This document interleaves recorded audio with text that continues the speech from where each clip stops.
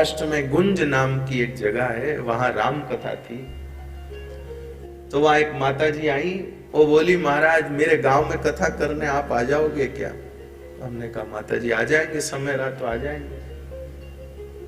बोले हम हर साल कथा कराते हैं। मैंने कहा तो बहुत बढ़िया है। बोले लेकिन इस साल आप आ जाओ। तो हमने कहा ठीक है हम कोशिश करेंगे, नहीं आ सके फिर और किसी को बुलाना। बोले नहीं और किसी को नहीं, हमारे गांव के आदमी बोले कि कोई टीवी वाले महाराज को बुलाओ, ऐसे किसी महात्मा को बुलाओ जो टीवी में आते हो, ताकि लोग आएंगे, ऐसे होगा ऐसे होगा। और जो महाराज टीवी में नहीं आते हैं वो सब मूर्ख ही हैं, उनको कुछ आता जाता ही नहीं है, वो ऐसे ही है। ये स्थिति, ये मानसिकता ठीक नहीं है। छोटे महाराज, ये बड़े महाराज, उनका वो ऐसा नहीं। समाधान कौन देता है भाई? महत्व की बात ये है।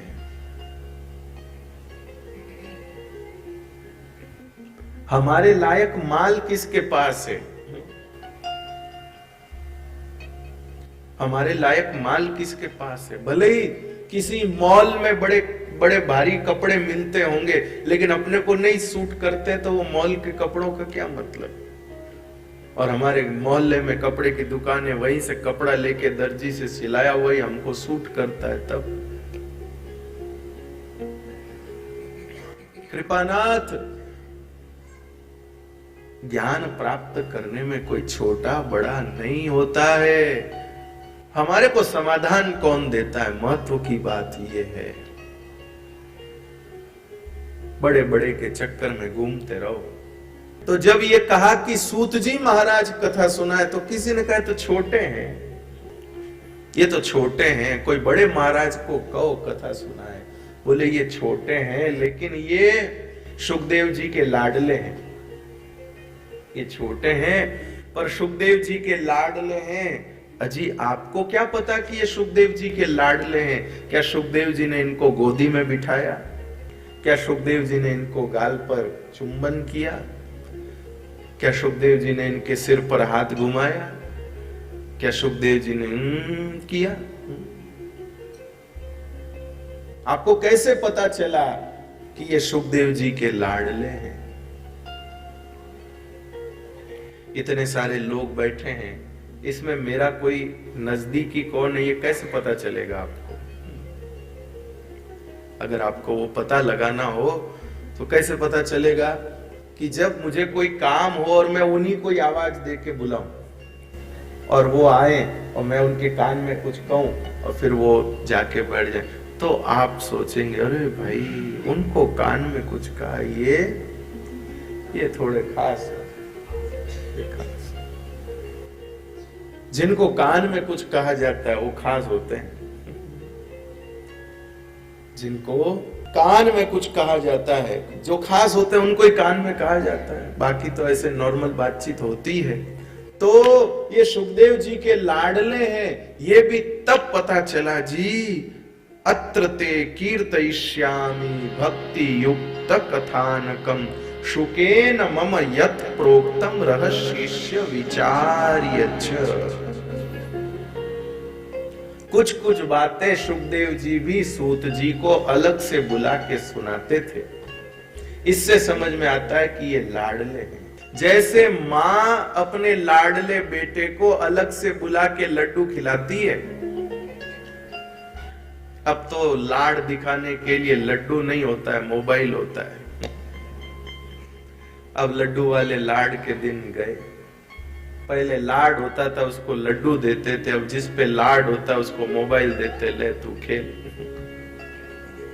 तो माँ का जिस बच्चे पर ज्यादा लाड होता था उस बच्चे को माँ अलग से बुला के लड्डू देती थी। मेरी दादी का मुझ पर बहुत लाड था, तो सर्दी के दिनों में मेरे दादाजी को बड़ा सा लड्डू देती थी खाने के लिए। अपनी बातें नहीं बतानी चाहिए कथा में, पर मुझे याद आ जाती तो मेरा मन नहीं रहता कहे बिना, इसलिए सोचता हूँ शायद आपके भी ऐसी दादी रही होगी तो आपको भी याद आएगी। और अपने पूर्वजों को याद करना परमात्मा को याद करने के समान होता है। तो हमारी दादी हमारे दादाजी को इतना बड़ा लड्डू देती थी सर्दी के दिनों में मेथी का खाने के लिए, और 5 बजे उठा के दातन कुला पचे पहली लाडू। हम बहुत सोचते कि वो कोई टाइम है 5 बजे लाडू खाओ। अब तो कौन लड्डू खाते हैं 5 बजे जी, खाते हैं तो बहुत बढ़िया है, नहीं खाते तो शुरू कर दो। आपके यहाँ ठंड भी कहाँ है, ऐसे लाडू खावे जेड़ो याड़ो ही कटे। 5 बजे क्यों खाना लड्डू, 8 बजे भी तो खा सकते हैं। देखिए आयुर्वेद के मुताबिक, आयुर्वेद शास्त्र के अनुसार सूर्योदय से पहले पहले तीनों प्रकृति कफ वात पित्त तीनों ही सम होते। सूर्योदय से पूर्व तीनों ही प्रकृति जो है सम होती है। ऐसे में ली गई औषधि, ऐसे में किया गया आहार जो है पूरे शरीर को बहुत फायदा पहुंचाता है। इसलिए आयुर्वेद में कई सारी औषधियों को सुबह सुबह लेने का टाइम है कि उसको सुबह ही लेना है। वैद्य जी टाइम बताते हैं। तो दादी जी सुबह सुबह दादाजी को लाडू खा लो, लाडू खा लो। हमारे दादाजी खाते, पर लड्डू बहुत बड़ा होता था तो पूरा खाया नहीं जाता था, थोड़ा सा लड्डू बच जाता था, वो फिर मेरे हिस्से में आता था। तो फिर सेकंड दादी मुझे उठाती, ले उठ तार भैसा लाडू राख क्यों खा ले। अब हम घर में 5 भाई बहन थे हो, पर लाडू मारी ज पाती आवतो। तो जैसे धन्यवाद। पर जैसे माँ को कोई बच्चा लाडला होता है तो माँ उसको छुपा करके लड्डू देती है, ऐसे ही गुरु को कोई शिष्य लाडला होता तो उसको सबसे छुपा के ज्ञान देते हैं, सबसे छुपा के ज्ञान देते हैं। सूत जी महाराज जो हैं वो सुखदेव जी महाराज के लाडले हैं, इसलिए उनको सबसे छुपा करके और ज्ञान देते हैं, सबसे छुपा करके ज्ञान देते हैं। इसलिए सबने कहा भाई इनके पास में सुखदेव जी से मिला हुआ बहुत गूढ़ ज्ञान है, इसलिए इन्हीं को कथा करो ताकि ये वो नई नई बातें बताएंगे। भैया कथा में विद्वता से भी ज्यादा महत्वपूर्ण भाव पक्ष होता है, ये ध्यान रखिए। अनुष्ठानिक पक्ष में विद्वता महत्व की है, लेकिन कथा के जो पाठ करें ना महाराज, ये कथा सुनाने वाले से भी ज्यादा विद्वान होने चाहिए, पाठ करने वाले। और महाराज जी कहीं कहीं जगह तो ऐसा भी लिखा है कि कथा में कोई जिज्ञासा हो ना तो प्रवचन वाले महाराज को नहीं पूछना, जो पाठ कर रहे हैं उनको पूछना। क्योंकि जो प्रवचन दे रहे आपड़ा खप गया 3-4 घंटा में, ठीक है इनको आराम करने दो, जो पाठ कर रहे हैं उनसे पूछो जी। जो पारायण में संलग्न है, जिज्ञासाओं का समाधान वो करते हैं, वो विद्वान होने चाहिए। कथा कहने वाले का तो भाव पक्ष होना चाहिए, भाव पक्ष मजबूत होना चाहिए। कृपानाथ, कितना महात्मा है इस भागवत कथा का, सुनिए कृपानाथ। कितना महत्व का, कितना महात्मा है इसका। एक बार श्री सुखदेव जी महाराज राजा परीक्षित को यही कथा सुनाने जा रहे थे, श्रीमद् भागवत की कथा।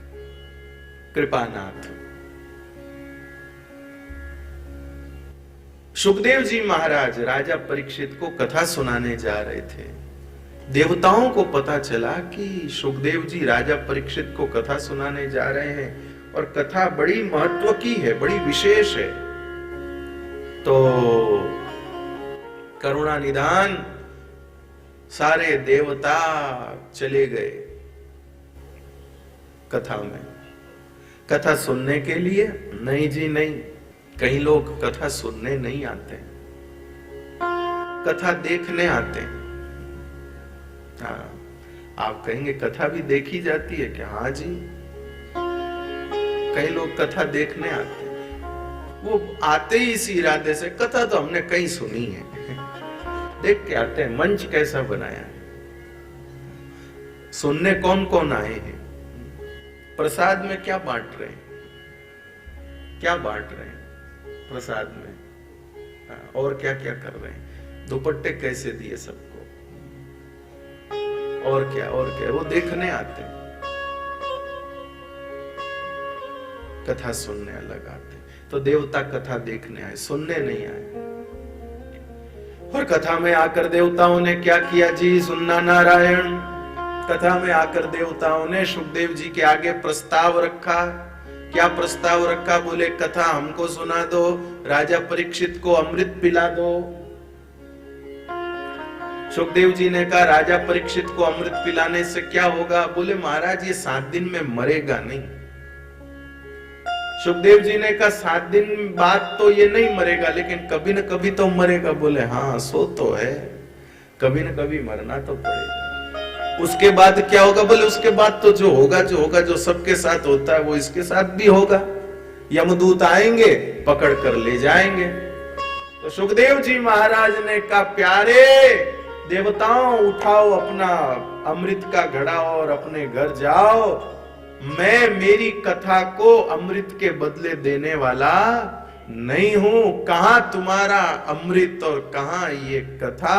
क सुधा क्व कथा लोके क्व काच क्व मणिर महान। कहां कथा और कहां अमृत, कहां काच और कहां मणि। अरे तुम्हारे दिए हुए अमृत से राजा परीक्षित सिर्फ कुछ काल के लिए मृत्यु से बचेगा, और मेरी कथा तो इसको हमेशा के लिए जीवन मरण के भय से मुक्त कर देगी, उस बंधन से मुक्त कर देगी। और तुम्हारे इस अमृत को पीने के बाद भी कभी न कभी यमदूतों से सामना करना पड़ेगा, लेकिन मेरी ये कथा अगर सुन लेंगे, इस कथा को सुनने के बाद में यमदूत नहीं आएंगे। ए वाला अर्जी हमारी, ए सुनो श्रीनाथ जी, हे ले जाजे तारा नामा।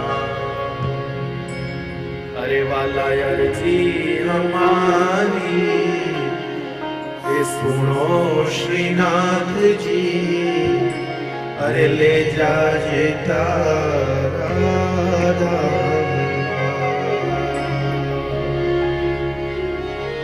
अमृत पीने पर भी यमदूत आते हैं, लेकिन कथा सुनने पर यमदूत नहीं आते। फिर तो श्रीनाथ जी को ही आना पड़ता है, ठाकुर जी आते हैं।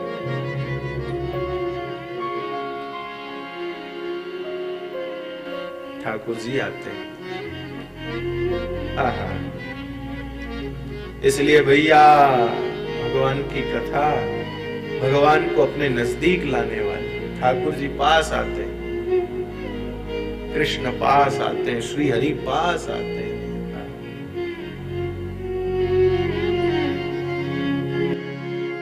भगवान नजदीक आते हैं।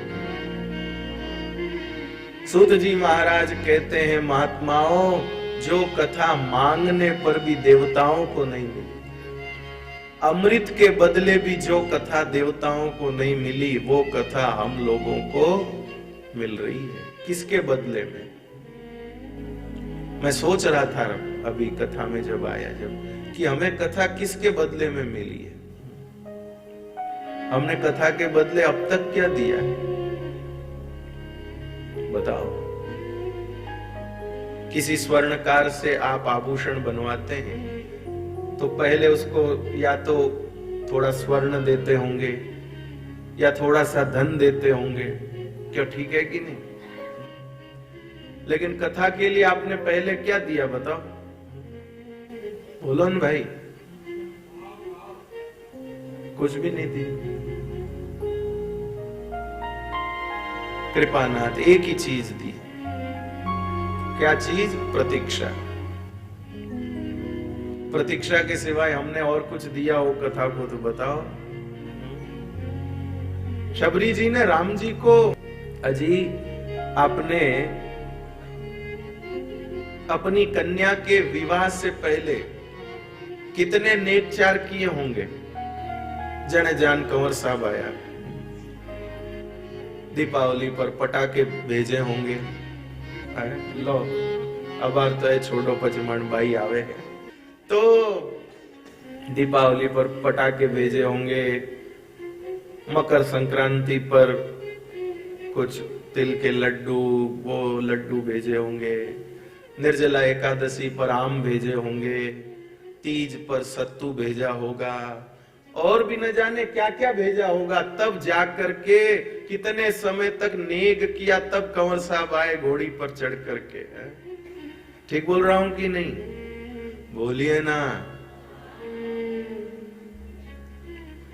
इतना सब किया तब पाहुना आए, लेकिन शबरी ने क्या नेकचार किया मेरे भाई बहन बताओ, जिसके कारण राम जी आए? सिवाय इंतजार के और कुछ नहीं किया, सिर्फ इंतजार किया और राम जी आए। हम लोगों ने भी कथा के लिए क्या नेकचार किया बताओ?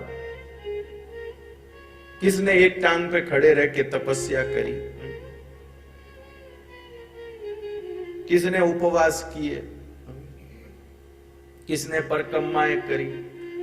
किसने क्या किया? किसी ने कुछ नहीं किया, सबने सिर्फ इंतजार किया। सबने इंतजार किया भाई, कब आएगी 2 तारीख, कब आएगी 2 तारीख, कब आएगी 2 तारीख, कब आएगी 2 तारीख। मेरे भाई बहन, दुनिया का कोई भी बड़े से बड़ा आदमी सिर्फ इंतजार की बदौलत नहीं आता है। हमारे ठाकुर ऐसे हैं जो सिर्फ प्रतीक्षा पर भी राजी होकर आ जाते हैं, सिर्फ प्रतीक्षा पर राजी। कोई मेरी राह देख रहा है, आ जाते हैं। अरे मोहन आवो तो सही रे गिरधर, आवो तो सही। माधव रे मंदिर में मीराबाई एक कली, सिर्फ इंतजार, आओ तो सही।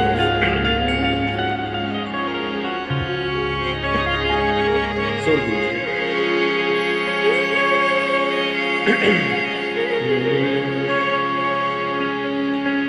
एकली खड़ी रे मीराबाई, एकली खड़ी ओ, एकली खड़ी रे मीराबाई, एकली खड़ी।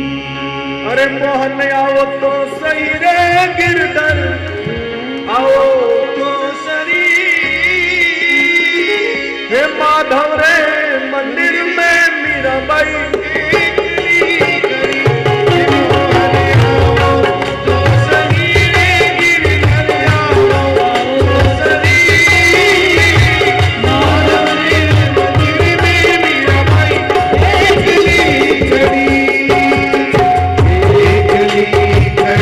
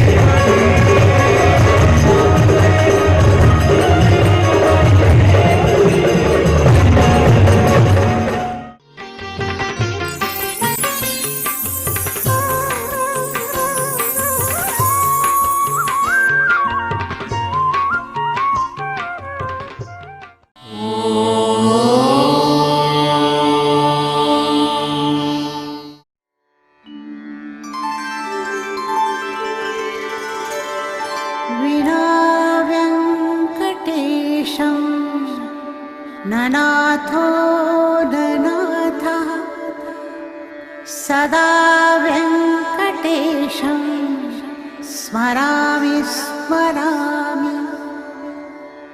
हरे वेङ्कटेश प्रसीद प्रसीद। प्रियं वेङ्कटेश प्रयच्छ प्रयच्छ।